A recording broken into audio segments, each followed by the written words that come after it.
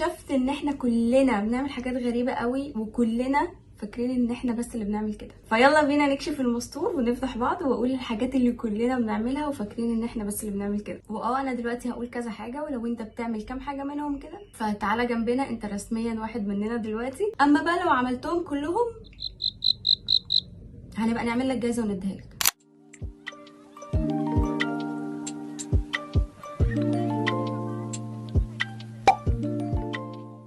ازيكم يا جماعه، عاملين ايه؟ يا رب تكونوا كويسين. دايما لما بنخلص خناق مع حد ونمشي وخلاص الخناقه خلصت وبنرجع البيت بيجي في دماغنا ردود حلوه جدا، حلوه جدا جدا جدا. طب هي ليه الردود دي ما جاتش في دماغنا وقتها؟ ليه وقتها انا كنت واقف اعمل كده؟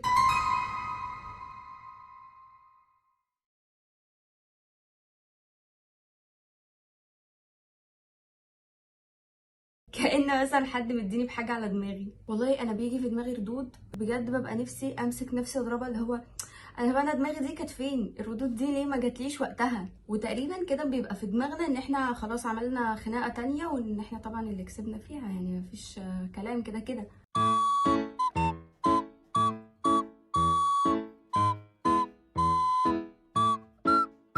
وانا طبعا متاكده ان كلنا حصل لنا الموقف ده، مفيش حد ما حصلوش. يعني لو انت ما حصلكش الموقف ده وعرفت تقول ردود وقت الخناقه فانت كده الله اكبر، يعني خاف عليك من الحسد.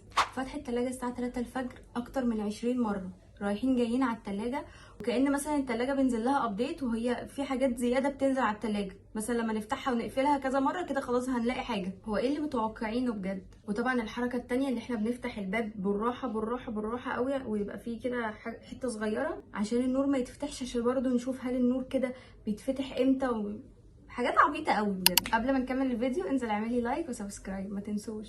هموت من الحر. سامعين الزن؟ انا مقفله المراوح كلها ومقفله كل حاجه عشان الزن ده ما يطلعش في الصوت، كفايه صوت الكاميرا المعفن.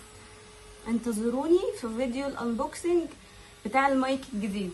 هعمل لكم انبوكسنج للمايك، وانا ما بصورش بيه دلوقتي بس هعمل لكم انبوكسنج، وساعتها بقى هشغل المراوح براحتي وكل حاجه، ومش هيبقى فيه حر، ومش هقعد ساعتين بصور. مش عارفه انا بتعصب عليكم ليه، انتوا مالكوش ذنب. بس اوعدكم ان شاء الله ان شاء الله ان شاء الله الفيديو الجاي هتلاقوا صوت احسن من كده. اول ما بحط راسي على المخده بيجيلي كميه افكار غريبه. طبعا كل الافكار اللي هي بقى الكون ده اتخلق ازاي، واستغفر الله العظيم، حاجات كده يعني ما ينفعش نقولها. ازاي الامير ما بيلزقش في الانبوبه بتاعته مع انه هو بيلزق اي حاجه تانية؟ ازاي معجون السنان بيطلع لون جنب لون مع ان هو جوه ممكن يختلط على بعض؟ وحاجات من دي كتير بقى ما بننامش اصلا. ولا المواقف المحرجه، على المواقف المحرجه اللي بتيجي في دماغنا قبل النوم. انا هحكي لكم موقف حصل معايا. بصوا، انا ما فيش حد في حياتي ما يعرفش الموقف ده. انا بصراحه انا ماشيه افضح نفسي كده على العالم واحكي للناس كلها، كله لاجل الضحك طبعا. انا في مره كنت راكبه اتوبيس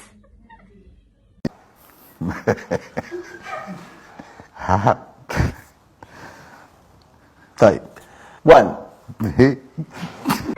ومعرفش ليه انا بقعد جنب السواق. هو الاتوبيس مش الكبير قوي، لا الميني باص اللي هو بيبقى مرقم. يا جماعه الاتوبيس ده اوحش حاجه ممكن نركبها، بس طبعا احنا عالم فقيره فاحنا ما قدامناش حل غير الحاجات دي. ماشي، فانا طبعا اتشمللت، اصل الاتوبيس ورا كان زحمه فانا مش عايزه اقف في الزحمه، فخلاص ايه، جنب السواق فاضي وكده كده بعيد عنه ومش عارف ايه، طب هقعد. طبعا ساعه عبال ما طلعت، ساعه وانا نازله بقى وجايه، نقيت شارع زحمه جدا جدا، طبعا الاتوبيس على اخره، وجايه انط من الاتوبيس عشان أنا رجلي مش طايله الارض، فانا طبعا هنط. طب هعمل ايه يعني؟ اجيب سلم انزل عليه؟ رحت واقعه على وشي. على الكسفه اللي انت فيها يا حازم. حاجه طبعا مقرفه جدا، وواحده كبيره وشحطه كده بتقع على وشها من الاتوبيس في نص الشارع الزحمه قدام الاتوبيس اللي اصلا مليان على اخره. انا طبعا كنت خلاص هعيط، اللي هو يا جماعه طب امشوا بقى. المشكله ان الراجل بتاع الاتوبيس واقف. طب خلاص انا نزلت ووقعت وقعدت في الارض وقفلت لك الباب، امشي ما تفرجش الناس عليا. لكن لا، ازاي يعني؟ ازاي هيفوتوا مشهد زي ده؟ ده انت خنزير على طلع خنزير، طلع بالثلاثة خنزير ابن خنازير. فضل واقف لحد ما قمت ومشيت الشارع لاخره وهو لسه واقف. طب كفايه، ابوس ايدك ابوس ايدك امشي. بس حبيت يعني اعرفكم الموقف ده، كل يوم بفتكره قبل ما انام. بجلد ذاتي بيه قبل ما انام. الحمد لله انا كده كده اصلا محدش بيتفرج عليا، فمحدش هيشوف. او الموقف ده بقى انا متاكده ان هو حصل مع ناس كتير، مش بنفس التفاصيل طبعا، بس انا عارفه ان موقف شبهه كده حصل مع ناس كتير قوي، والكلام ده دايما بنفتكره قبل ما ننام، معرفش ليه. طب ممكن مثلا في نص اليوم، المشكله ان انا بفتكره في نص اليوم واقعد اضحك.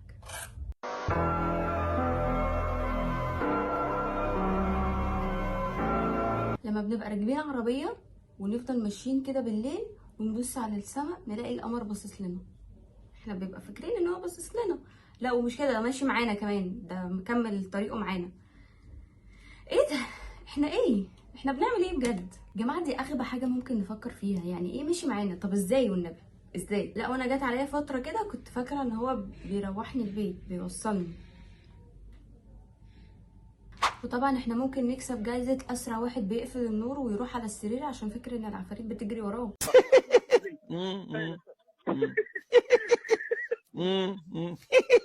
انا العفاريت عامله لي عقده في حياتي عامه بقى.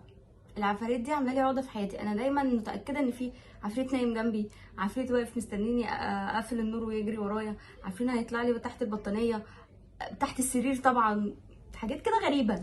لو لقيت نفسك ضحكت متقلقش، انت مش غريب، احنا كلنا اغرب من بعض في الحاجات المتخلفه دي. دلوقتي دوركم، اكتبوا لي في الكومنتات وقولوا لي ايه الحاجات اللي انتوا كنتوا فاكرين ان انتوا بتعملوها لوحدكم بس طلع كل الناس بتعملها عادي. وبس كده، دي نهايه الفيديو، اتمنى يعجبكم. ما تنسوش تعملوا لي لايك وسبسكرايب وابعتوا الفيديو لاصحابكم عشان هما كمان يشوفوه، وخليهم يكتبوا لي برده في الكومنتات ايه اغرب حاجه كانوا بيعملوها فاكرين ان هما بس اللي بيعملوا كده. وبس كده، سلام. طبعا اكتشفت ان انا ما كنتش باصه في الكاميرا. انا نفسي اتعود ان انا ابص في الكاميرا، مش عارفه لو بصيت ايه اللي ممكن يحصل لي. ما تاخذوناش يا جماعه، ان شاء الله الفيديو الجاي هنبص في الكاميرا كويس، مش هننسى.